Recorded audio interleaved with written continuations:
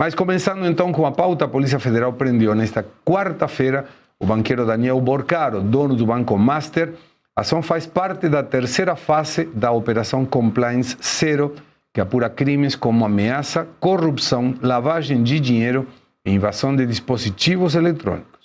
A medida foi autorizada pelo ministro André Mendonça, do STF, que passou a relatar o caso. Na decisão, Mendonça cita indícios de monitoramento de jornalistas e de ocultação de valores bilionários ligados ao empresário. Segundo o ministro, a Polícia Federal identificou a atuação de diferentes núcleos dentro da organização investigada, cada um responsável por frentes específicas de irregularidades. De acordo com as investigações, mensagens encontradas no celular de Borcaro mostram conversa com Luiz Felipe Mourão, apontado como integrante do chamado Núcleo da Intimidação. A PF afirma que ele recebia cerca de R$1 milhão por mês para coordenar ações de coação contra opositores. Em um dos diálogos, após a publicação de notícias desfavoráveis, Borcaro teria determinado um ataque contra um jornalista. A decisão judicial não revela o nome do repórter, mesmo que em notas da imprensa seria Lauro Jardim. Uma fonte ouvida pela revista Oeste suspeita precisamente que se trate do colunista de O Globo. Agora, e eu começo contigo, já Paula, como nossa convidada, e obrigado de novo por estar com a gente hoje. Isso não teve a ver com as investigações, teve a ver com esse núcleo de coação em que Borcaro e estava também o seu cunhado, que está dentro do pedido de prisão. O cunhado não estava naquele momento, Fabiano Zeteu. Estou fraco com os nomes hoje. Que não estava onde foram buscá-lo, ele está em São Paulo e a defesa de Fabiano indicou que ele vai se apresentar. Mas não tem a ver com o projeto, o processo de Banco Master, e sim com o que eles faziam para coartir opositores ou aquelas pessoas que criticavam. O teu comentário. Segré, durante as investigações, as mensagens que foram extraídas do celular do Borcaro indicam que eles estavam planejando um sequestro fantasma de jornalista, inclusive espancar o jornalista e quebrar todos os dentes da boca. Isso é muito grave, porque o Borcaro, ele foi para domiciliar com a tornozeleira, só que ele não poderia interferir nas investigações. Na verdade, vamos ser sinceros aqui, ele jamais deveria ter ido para domiciliar. Uma pessoa que praticou todos aqueles possíveis crimes que ele está sendo investigado, bilhões que ele tem ali na mão dele, as pessoas que ele estava ameaçando, ele jamais poderia ter ido para casa. Vamos lembrar que Felipe Martins, por exemplo, foi para a prisão por quase nada. Ele foi para a prisão porque alguém denunciou que ele havia entrado no LinkedIn, que ele tinha acessado as redes sociais e por conta disso, inclusive que o LinkedIn disse que não havia acontecido, mesmo assim ele foi mandado para a prisão. E Daniel Borcaro, essa pessoa que fez essa fraude bilionária no sistema financeiro brasileiro, ele foi mandado para casa e agora, diante dessa grave denúncia que estamos vendo de ameaça aos jornalistas, gente, estavam investigando e perseguindo, né? Investigando e monitorando as pessoas, os influencers e os jornalistas que estavam falando sobre o caso nas redes sociais. Inclusive, eu posso mencionar, possivelmente, até o vereador que denunciou o Rony Gabriel e a minha colega, Julie Milk, que também denunciou que o Borcaro, né, que o Banco Master havia entrado em contato com eles para falar mal do Banco Central. Então, a partir desse momento,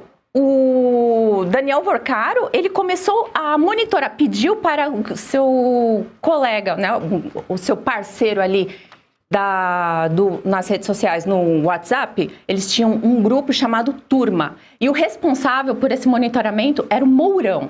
E esse rapaz que ficava monitorando essas pessoas para possivelmente fazer alguma agressão, alguma violência, para intimidar essas pessoas. Isso é muito grave. Agora eu me pergunto, a PGR não viu nenhuma ameaça para pedir de volta ele para a cadeia?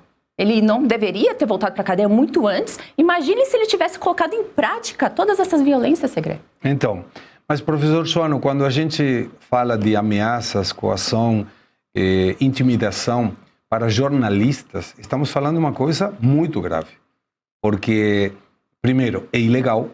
E segundo, qual é o objetivo disso? Ou seja, qual é o objetivo de Borcaro de perder tempo com alguém que critica quando ele já está até o pescoço enroscado com essa fraude? Segre, eu concordo concordo plenamente com você, porque quando você quer bater em jornalistas, você praticamente está batendo num dos fundamentos do Estado Democrático de Direito, porque a liberdade de informação, a liberdade de expressão, praticamente ele está se estruturando ou como um grupo criminoso privado, no caso seria o crime organizado, confrontando tanto a sociedade quanto o Estado brasileiro, ou se tiver parte de pessoas dentro do Estado, aí já é uma ação antidemocrática por parte dos próprios governantes ou daqueles elementos do Estado que estão trabalhando. Então, eu concordo plenamente com você, porque isso vai além daquilo que se pode imaginar de um crime comum. E é interessante que a Polícia Federal ela está sendo extremamente inteligente, porque ela dividiu em 4 núcleos. Um dos núcleos para os quais eles estão fazendo análise ou estão fazendo investigação é exatamente um núcleo de intimidação. Tem um núcleo do sistema financeiro, tem um núcleo da corrupção institucional, tem um núcleo da lavagem de dinheiro. Eu falei resumidamente porque o núcleo é mais extenso. Mas esse da intimidação é importante por quê? Porque mostra que a configuração do crime organizado está estruturado dentro de um sistema que produz uma equipe. E essa equipe ela não pode funcionar se ela não tiver o beneplácito de pessoas no poder. Essa que é a grande jogada. Porque queira ou não queira, senão ele acaba sendo pego. Então a gravidade do que você falou é uma gravidade concreta, isso tem que ser levado em consideração e o André Mendonça está sendo muito inteligente. Pessoas criticaram o André Mendonça porque ele adotou determinadas medidas em relação à questão dele fazer um depoimento, participar de uma audiência na CPI do crime organizado. O André Mendonça disse, não, está dado habeas corpus. Mas por qual razão? O André Mendonça está seguindo o processo legal na risca para não haver críticas e para que ele possa dar substância àquilo que são as exigências. Dentre elas, a exigência para que ele retorne para a cadeia. No caso, foi dado voz de prisão. Está sendo genial o André Mendonça, está sendo uma conduta correta, estratégica, combatendo a estratégia dos marginais. Aproveitando essa fala do professor Suano, o ministro André Mendonça, do STF, criticou a atuação da PGR, Procuradoria-Geral da República, em decisão que autorizou a prisão preventiva do empresário Daniel Borcaro e outros 3 aliados. Para o magistrado, a Procuradoria ignorou a gravidade e a urgência dos fatos apontados pela Polícia Federal ao pedir uma extensão no prazo que tinha para se manifestar. De acordo com trechos da decisão, o órgão disse que não havia, abre aspas, perigo iminente e imediato, fecha aspas, que justificasse uma manifestação urgente. A PGR solicitou mais prazo para analisar o pedido de prisão e Mendonça negou. No dia 27 de fevereiro, Mendonça deu prazo de 72 horas para a manifestação do Procurador-Geral, ressaltando a urgência do caso, e a PGR, contudo, não apresentou parecer no período fixado. Ao se manifestar no dia seguinte, ao fim do prazo, alegou que o tempo curto concedido seria, abre aspas, novamente, de impossível atendimento, fecha aspas, diante da complexidade do caso e do número de envolvidos. O órgão sustentou não vislumbrar perigo iminente e imediato que justificasse a necessidade de uma análise tão rápida. O ministro indeferiu o pedido para aumentar o prazo e respondeu em tom crítico. Afirmou que a urgência decorre do perigo iminente a bens jurídicos da mais elevada relevância e disse lamentar que a PGR tenha declarado não identificar risco imediato. Com todo respeito, e eu tenho muito respeito pelo ministro André Mendonça, assim, bastava colocar o ministro na capa do processo, pedido para a prisão domiciliar de Bolsonaro. E aí a PGR ia ler e responder em 5 segundos. Pegou, chegou, analisou e pá, mandou. Luiz Arthur Nogueira. Segre, o ministro André Mendonça, de forma muito elegante, chamou Paulo Gonet de incompetente. É disso que se trata. Sim. Né? É isso, é incompetente, não cumpriu o prazo, no mínimo foi má vontade, né? Ou a falta total de percepção da urgência e da gravidade desse caso. Aliás, Já é um absurdo o fato do Daniel Vorcara não estar preso, né? Quando foi colocada a tornozeleira eletrônica, prisão domiciliar, ali já foi um erro. E eu fico imaginando se esse inquérito ainda estivesse nas mãos do então relator Dias Toffoli. Fico só imaginando a tragédia que não seria, né? Porque agora se trata não só de um dos maiores escândalos, talvez o maior escândalo bancário da história do Brasil. Agora se trata de uma máfia. A gente percebe que é muito mais grave. Eu, há um mês, Segre, até brinquei aqui e fiz esse corte nas minhas redes. Eu disse o seguinte: tem 4 tipos de banqueiros. O banqueiro que segue a lei, o banqueiro enrolado, o banqueiro muito enrolado e o Daniel Vorcaro.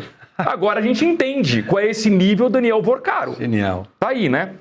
Realmente, ele é muito mais do que um banqueiro. E ele tem nas mãos dele a República. Tem políticos e integrantes do Poder Judiciário.